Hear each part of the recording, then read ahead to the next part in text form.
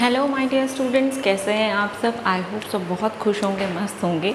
तो जैसे कि आपको पता था कि हमने जो कल अपना चैप्टर एक स्टार्ट किया है, जो कि क्लास 10th के लिए एक इम्पॉर्टेंट चैप्टर है, ज्योमेट्री पे बेस्ड है, और उस चैप्टर का नाम है ट्रायंगल्स।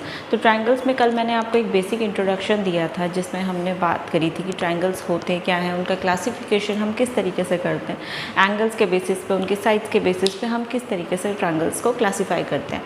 इसके साथ साथ मैंने आपको एक बेसिक सा कल डेफिनेशन दिया था, जिसमें मैंने आपको ये बताया था कि जब हम बात कर रहे हैं सिमिलर ट्रायंगल्स की, तो सिमिलैरिटी वो किस किस बेसिस पे होना चाहिए, एंगल्स और साइड्स के बेसिस पे। तो इस पे हमने कल एक डेफिनेशन किया था, जिसमें मैंने कहा था कि कॉरस्पॉन्डिंग एंगल्स आपके इक्वल होने चाहिए अगर आपके पास दो ट्राइंगल्स हैं, और इसके साथ साथ आपके पास क्या है, उनके साइड्स का रेशियो भी सेम होना चाहिए। तो वो हमने कल एक एग्जाम्पल के थ्रू उसको प्रूफ किया था। अब हमने क्या करना है कि इसी में हमारा एक नेक्स्ट स्टेप बढ़ जाता है और एक इम्पॉर्टेंट थ्योरम हमारी आ जाती है, जिसको हम बोलते हैं बेसिक प्रोपोर्शनैलिटी थ्योरम।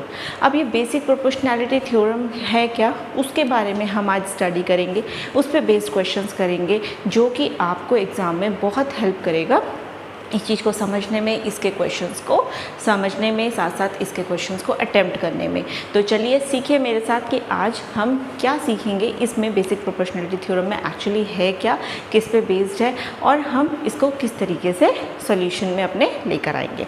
तो यहाँ पर देखिए, बेसिक प्रोपोर्शनैलिटी थ्योरम जैसे लिखा हुआ है, इसका थ्योरम का जो दूसरा नाम है वो है थेल्स थ्योरम। मीन्स हम इसको बेसिक प्रोपोर्शनैलिटी थ्योरम भी बोल सकते हैं, उसको थेल्स थ्योरम भी बोल सकते हैं। तो अगर मैं इसकी शॉर्ट फॉर्म लिखूँ तो बेसिक प्रोपोर्शनैलिटी थ्योरम को आप बीपीटी थ्योरम के नाम से भी जानते हैं। तो बीपीटी थ्योरम एक्चुअली है क्या। अब चैप्टर है ट्रायंगल्स का, तो ऑब्वियसली यहाँ पर ट्रायंगल ही होगा। तो वो क्या कहता है कि if a line drawn parallel to one side of a triangle intersecting the other two side, then it divides the two sides in the same ratio. अगर आप इस चीज़ को पढ़ेंगे, इस लैंग्वेज में पढ़ेंगे, तो ये आपको बहुत टिपिकल लगेगा, बट मैं इसको आपको एक्सप्लेन करती हूँ। इसमें लिखा क्या है, इसने कहा है कि आपने एक ट्रायंगल लिया है, ये मैंने ट्रायंगल लिया ABC, ओके। अब यहाँ पर क्या है कि मैंने इसमें बीच में से ये जो लाइन है BC, इसी के जस्ट पैरेलल मैंने एक लाइन यहाँ पर ड्रॉ की है, जो कि DE नाम की है और ट्रायंगल के अंदर ही की है। तो ये जो DE है, ये क्या कर रहा है, इन दो पॉइंट्स में ये जो ट्रायंगल की साइड्स थी उनको इंटरसेक्ट कर रहा है, जैसे कि आप यहाँ पर देख सकते हैं। अब यहाँ पर आपने देखा कि इंटरसेक्ट किया, तो इस थ्योरम के अकॉर्डिंग जो ये साइड्स का रेशियो है, this and this, this and this, that should be your equal. कहने का मतलब यहाँ पर यह है कि जब भी कोई ट्रायंगल में हम क्या करते हैं, पैरेलल लाइंस को ड्रॉ करते हैं, तो वो दो पॉइंट्स को यहाँ पर इंटरसेक्ट करेगा। तो जो रेशियो है साइड्स का, मीन्स यहाँ पर आप कह सकते हो AD/DB इज इक्वल्स टू आपके पास आएगा AE/EC।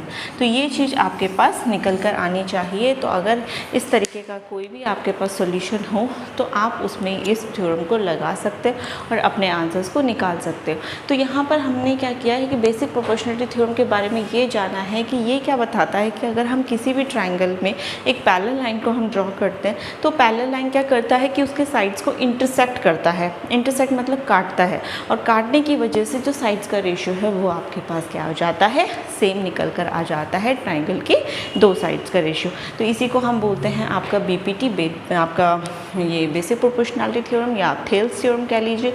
बहुत इंपॉर्टेंट है आपके एग्जाम के पॉइंट ऑफ व्यू से, और इस तरीके से हम बेस्ड क्वेश्चंस भी करेंगे। तो यहाँ पर देखिए, अब ये दो साइड्स का रेशियो इक्वल आया है। इसके अलावा इसमें ये चीज़ कंडीशन ये भी हो सकती है कि आपने जैसे AD/DB किया है, ठीक, तो वो क्या है, इन दोनों साइड्स का रेशियो भी इक्वल कर सकता है, क्योंकि जब आप ट्रायंगल में ये प्रॉपर्टी अप्लाई करते हैं तो कोई भी दो साइड्स का रेशियो इसमें ही क्या होता है, सिमिलर निकल कर आता है। ऐसे भी हो सकता है कि AE/EC जो आपने यहाँ से किया था, वो आपके पास क्या हो जाएगा, ED/ आपके पास BC। इसको भी आप कर सकते हो। तो मतलब एक ही थ्योरम से आप 2-3 पॉइंट्स यहाँ पे निकाल सकते हो, उसको इंट्रोड्यूस कर सकते हो। आई होप आपको ये थ्योरम समझ आई हो। कुछ नहीं करना है, आपको एक ट्रायंगल लेना है, ट्रायंगल को इंटरसेक्ट कराना है, बिल्कुल बीचों बीच उसके लाइन, एक पैरेलल लाइन ड्रॉ करानी है, जिसकी वजह से वो इंटरसेक्ट करेगा, और उसके साइड्स का रेशियो हम क्या करेंगे, इक्वल करेंगे। तो यहाँ से हम बहुत सारे क्वेश्चन इसके करने वाले हैं, जो कि आपको हेल्प करेंगे इस थ्योरम को समझने में कि ये एक्चुअली है क्या। के ये 6 रिजल्ट हैं जो आपको पता होने चाहिए, क्योंकि तभी हम क्वेश्चंस को सॉल्व कर पाएंगे इजीली। मैंने अभी भी बताया था आपके पास ये ट्राइंगल है ABC। हमने क्या किया, इसमें जो ये DE है एक पैरेलल लाइन है किसके, BC के। ये ड्रॉ के इन 2 पॉइंट्स पे इंटरसेक्ट कर रहे हैं, तो सबसे पहला रिजल्ट क्या होगा कि AD अपॉन DB का जो रेशियो होगा वो AE अपॉन EC के बराबर होगा। ये पहला रिजल्ट है।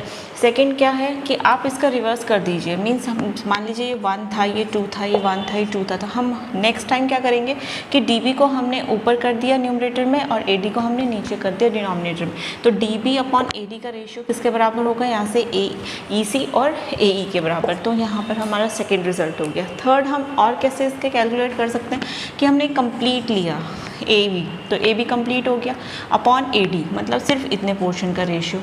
तो हम सेकंड साइड से क्या करेंगे, कंप्लीट AC का रेशियो किसके साथ करेंगे, AE के साथ करेंगे। तो ये हमारा थर्ड रिजल्ट यहाँ से क्रिएट हो गया।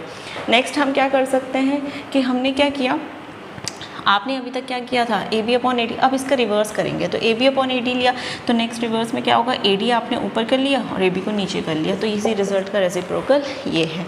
फिफ्थ में हम क्या कर सकते हैं कि हमने AB कंप्लीट लिया जैसे पहले लिया था, तो पहले मैंने इसका रेशियो किसके साथ कराया था, AD के साथ, और आपने किसके साथ करा दिया कि कंप्लीट लिया फिर आपने नीचे वाला पोर्शन, फिर कंप्लीट लिया फिर नीचे वाला पोर्शन। तो AB अपॉन DB किधर के इक्वल हो गया, AC अपॉन EC, और इसी का रिवर्स हमने ये कर दिया। तो हमने यहाँ से अपने 6 रिजल्ट्स को जनरेट कर लिया, जो कि हमें हेल्प करेंगे अभी आगे के क्वेश्चंस को करने में, उनको सॉल्व करने में और उनमें अपने मेथड्स को लगाने में। तो बने रहिए मेरे साथ और सीखिए कि किस तरीके से हम इन क्वेश्चंस को टैकल करते हैं, कैसे सॉल्व करते हैं, और जानिए कि किन किन मेथड्स में हम इसमें अप्लाई करते हैं। हम क्वेश्चंस करना अपने BPT थ्योरम पे बेस्ड, थेल्स थ्योरम आप कुछ भी बोल सकते हैं उस पर। तो यहाँ पर हमारे पास क्वेश्चन इस तरीके से है कि PQ is parallel to MN। हमारे पास एक ट्राइंगल दिया हुआ है यहाँ पर, ये KMN जैसे कि आपको दिख रहा है। अब इसमें यहाँ पर ये कहा है कि जब ये लाइन इसके पैरेलल है तो इसमें रिजल्ट क्या है कि KP upon PM 4/13 means KP की वैल्यू 4 है एंड PM की वैल्यू 13 है and KN is equals to 2.04। ये कंप्लीट जो है ये 2.04 है, तो वो कह रहा है कि KQ निकाल लीजिए। अब अकॉर्डिंग टू BPT देखिए हमने इसमें क्या थ्योरम लगा सकते हैं कि थ्योरम के हिसाब से हम इसमें क्या रिजल्ट लगा सकते हैं कि आपके पास जब PQ पैरेलल है किसके, MN के, तो इसका मतलब हमारा जो रिज़ल्ट है उसको हम इस तरीके से लिख सकते हैं कि आपके पास KP upon PM will be equals to KQ upon QN। क्योंकि अभी हमने पढ़ा है कि BPT के हिसाब से अगर ट्राइंगल है, ट्राइंगल में एक पैरेलल लाइन हम ड्रॉ करते हैं, 2 पॉइंट को इंटरसेक्ट करता है, तो साइड्स का जो रेशियो होता है वो इक्वल होता है, वो हमने लिख लिया। अब यहाँ पर ठीक है, KP की वैल्यू आपके पास 4 है, PM की वैल्यू आपके पास 13 है, लेकिन KQ नहीं है, QN भी नहीं है, लेकिन ये कंप्लीट आपके पास 2.04 है। तो इसको क्या कर सकते हैं, लेट मैंने कर लिया KQ आपके पास x है। अगर ये कंप्लीट पोर्शन में से ये x है तो मीन्स इतना पोर्शन आपके पास हम 2.04 माइनस x लिख सकते हैं, क्योंकि कंप्लीट तो 2.04 था, तो लिख लिया। तो हमने क्या किया, KQ की जगह पे हमने लिखा x और यहाँ पर हमने इसका लिखा 2.04 माइनस x। इस तरीके से हमने इसको लिख लिया। इसके बाद अब नॉर्मल सॉल्व करना है, यहाँ पे आप क्रॉस मल्टीप्लाई कर लीजिए।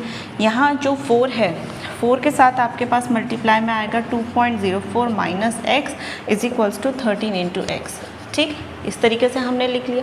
अब इसको मल्टीप्लाई करेंगे तो यहाँ पर आपके पास हो जाएगा, 4 को 2.04 से मल्टीप्लाई करेंगे तो यहाँ पर आपके पास it will be 8.16 minus 4x is equals to ये हो गया 13x। लिख सकते हैं, -4 को इधर शिफ्ट करेंगे तो 13 में 4 ऐड हो जाएगा। अब जैसे ये 13 में 4x आपका ऐड हो जाएगा तो ये कितना बनाएगा, ये बनाएगा आपका यहाँ पर 17x। तो x निकालेंगे तो यहाँ पर 8.16 अपॉन 17 हो जाएगा। आप इसको सॉल्व कर सकते हैं। जैसे ही आप इसको सॉल्व करेंगे तो ये है यहाँ पर आपके पास आंसर आ जाएगा 4.8 सेंटीमीटर। तो ये आपका आंसर है। आपको क्या निकालना था, इसमें KQ x था, तो वो आपका निकल चुका है 4.8 सेंटीमीटर। आई होप आपको एक क्वेश्चन समझ आया हो, थोड़ा सा भी इम्प्लीमेंट करना आया हो तो बहुत अच्छी बात है, क्योंकि इन वाले टॉपिक्स में बच्चे बहुत ज़्यादा कंफ्यूज हो जाते हैं। तो जैसे जैसे हम इनके क्वेश्चंस करेंगे वो आपको हेल्प करेंगे कि आपके कॉन्सेप्ट को डेवलप करने में और क्वेश्चन में उनको इम्प्लीमेंट करने में। तो बढ़ते हैं हम अपने नेक्स्ट क्वेश्चन की तरफ और देखते हैं कि BPT की किस वाली फॉर्मेट पे वो क्वेश्चन हमारा है। ये क्वेश्चन भी आपका बीपीटी पे ही बेस्ड है। इसमें भी कहा है एक ट्राइंगल है ABC और DE पैरेलल है BC के।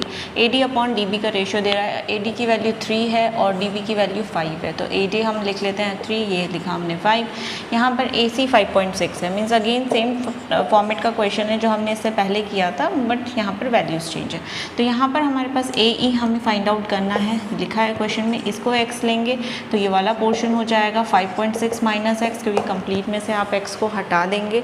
अब यहाँ पर बात आती है कि बीपीटी के हिसाब से आपके पास जो है वो रिज़ल्ट क्या होना चाहिए, AD upon DB is equals to आपका AE अपॉन EC। इस तरीके से रिज़ल्ट आएगा। अब यहाँ पर देखिए AD आपके पास है 3 upon 5 is equals to AE कितना था आपके पास, हमने इसे x लिया था, अपॉन में से 5.6 माइनस x। इस तरीके से कर सकते हैं। क्रॉस में मल्टीप्लाई करेंगे, क्रॉस में करेंगे तो 3 5.6 माइनस x से मल्टीप्लाई करेगा और ये 5x से मल्टीप्लाई करेगा। यहाँ पर इसको मल्टीप्लाई करेंगे तो 3 6 18, 3 5 15, 16.8 minus x is equals to 5x। तो यहाँ पर 16.8 इज इक्वल्स टू, यहाँ पर हम इसको शिफ्ट करेंगे तो 5x में x ऐड हो जाएगा, 6x हो जाएगा। तो 6x इज इक्वल्स टू आपके पास है 16.8। आप इसको सॉल्व करेंगे तो 16.8 अपॉन 6 हो जाएगा। यहाँ पर आपके पास 2.6 ये आपका आंसर हो जाएगा। x निकालना था और x को ही आपने क्या है AE लेट किया था, तो AE इज इक्वल्स टू आपके पास हो गया 2.6 सेंटीमीटर या सेंटीमीटर, या नॉर्मली आपके पास जो भी यूनिट गिवन होगी उस पर बेस्ड आपका ये क्वेश्चन होगा।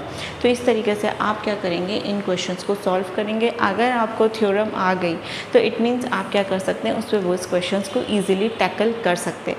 6 रिजल्ट्स जो मैंने आपको बताए आप उसको इम्प्लीमेंट करेंगे, आपका आंसर डेफिनेटली आएगा। तो एक और क्वेश्चन करते हैं ताकि आपका जो कॉन्सेप्ट है वो इजीली क्लियर। ये क्वेश्चन आपके लिए थोड़ा सा टिपिकल हो जाएगा क्योंकि यहाँ पर सभी एक्स की फॉर्मेट में है, थोड़ा सा सोल्यूशन करना पड़ेगा, तो कोई नहीं। अब यहाँ पर देखिए ट्राइंगल है आपके पास, ट्राइंगल का नाम है ABC। इसमें कहा है कि DE पैरेलल है आपके पास किसके, BC के। ये जो DE है या ED आप जिसको बोल सकते हैं, ये पैरेलल है BC के। इसके बाद उन्होंने कहा है कि अगर ये पैरेलल है तो AD की वैल्यू x है, DB की वैल्यू x-2 है, AE की वैल्यू आपके पास है x+2 एंड लास्ट आपके पास EC की वैल्यू है x-1। तो हमें x निकालना है। अब ये ट्राइंगल ऐसे ना करके इन लोगों ने इस तरीके से गिवन है, क्या प्रॉब्लम है, ये आपका इसमें वर्टिकल एंगल है तो यहाँ पर इन दोनों साइड्स का रेशियो किसके इक्वल होगा, इन दोनों साइड्स के रेशियो के इक्वल। तो हम यहीं पर करेंगे अप्लाइंग BPT। ठीक, BPT means basic proportionality theorem. तो जैसे हम इसमें BPT अप्लाई करेंगे तो यहाँ पर हमारे पास जो फॉर्म बन जाएगी वो AD upon DB is equals to AE upon EC। इस तरीके से हम लिख सकते हैं। अब AD की वैल्यू है इसमें x अपॉन यहाँ पर हो गया ये x-2 is equals to AE value आपके पास है x+2 अपॉन आपके पास हो जाएगा x-1। सिंपली हम किस में करेंगे, क्रॉस मल्टीप्लाई, और क्रॉस मल्टीप्लाई करने के बाद हमारा आंसर निकल जाएगा। तो x ने x-1 से मल्टीप्लाई करना है तो हमने कुछ इस तरीके से लिख लिया, और x-2 जो मल्टीप्लाई करेगा वो किसे करेगा, x+2 से मल्टीप्लाई। तो x जब x-1 से करेगा तो x² माइनस कितना हो जाएगा, ये x इज इक्वल्स टू, इसको करेंगे तो a+b a-b की फॉर्मेट बन रही है तो x² - 4 हम इसको लिख सकते हैं। x² से x² कैंसिल, क्योंकि जब ये शिफ्ट होगा तो -x² बनेगा, -x इज इक्वल्स टू -4 हुआ, माइनस से माइनस कैंसिल कीजिए, x की वैल्यू आपके पास 4 आ गई। लेकिन ये तभी आ पाया क्योंकि हमें क्या है, इसमें अपनी थ्योरम की नॉलेज थी। अगर आपको थ्योरम का पूरा पता है, आपको पता है कि किस तरीके से उसमें अप्लाई करना है, कौन कौन से साइड्स का रेशियो लिखना है, तो आपका आंसर डेफिनेटली आएगा। तो आज सिर्फ और सिर्फ हमने आज के सेशन में यहाँ पर बेसिक प्रोपोर्शनैलिटी थ्योरम करी, उस पर बेस कुछ क्वेश्चंस किए। आप अपनी टेक्स्ट बुक से और भी ज़्यादा क्वेश्चंस कर सकते हैं ताकि आपको उसमें हेल्प मिले, आप और क्वेश्चंस निकाल सकें, आपका कॉन्फिडेंस बूस्टअप हो। तो आज हम सिर्फ इतना ही पोर्शन करेंगे, इसी को आप रिवाइज़ करिए। कल हम जो करेंगे कुछ इन पे बेस्ड और थ्योरम्स हैं, कुछ प्रूविंग वाले क्वेश्चंस हैं जो बहुत इंपॉर्टेंट होते हैं, क्योंकि आपके एग्ज़ाम में इस टाइप का क्वेश्चन के जो चांसेस होते हैं थोड़े लो होते हैं, लेकिन आपके पास प्रूविंग पे बेस्ड बहुत क्वेश्चंस आते हैं, साइड्स गिवन है, रेशियो गिवन है, या उस पर बेस्ड हमें क्या करना है, कुछ प्रूविंग्स करनी है। तो कुछ इंपॉर्टेंट प्रूविंग्स हम करेंगे कल। आज के सेशन में बस इतना ही। तब तक के लिए खुश रहिए, मुस्कुराते रहिए और अपने रिवीजन को बरकरार रखिए, उसको आगे करिए, बहुत से ज़्यादा क्वेश्चंस करने की कोशिश करिए, प्रैक्टिस कीजिए। और अगर आपको कोई भी डाउट होता है रिलेटेड टू एनी टॉपिक तो आप मुझसे कमेंट सेक्शन में पूछ सकते हैं। कोई क्वेश्चन पूछना वो भी पूछ सकते हैं, मैं कमेंट सेक्शन से आपका आंसर ज़रूर दूँगी। तो मिलती हूँ आपसे कल, तब तक के लिए थैंक यू, बाय बाय।